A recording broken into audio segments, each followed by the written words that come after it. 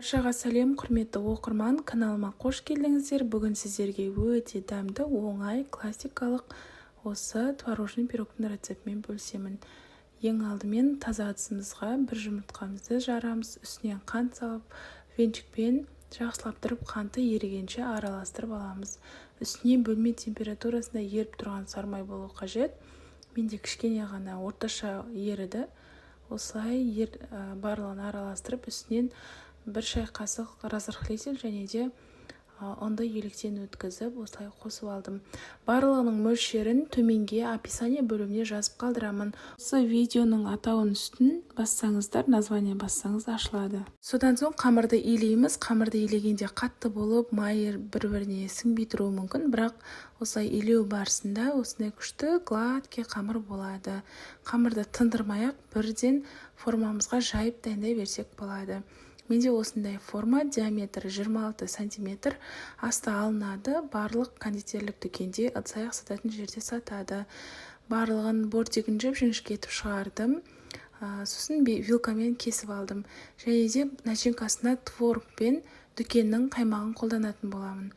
Бұл жерде, егер сіздер заказға жасайтын болсаңыздар, творогты міндетті түрде блендерден өткізулеріңіз қажет.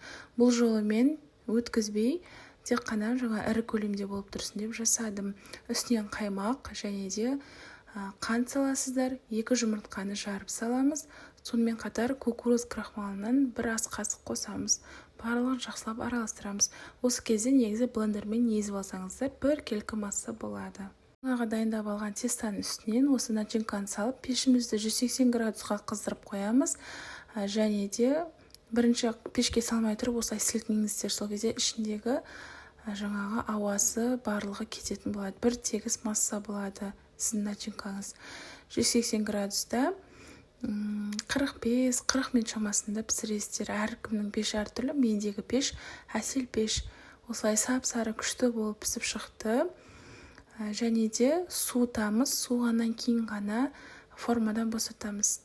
Осылай суығаннан кейін тез асты да алынатын болады.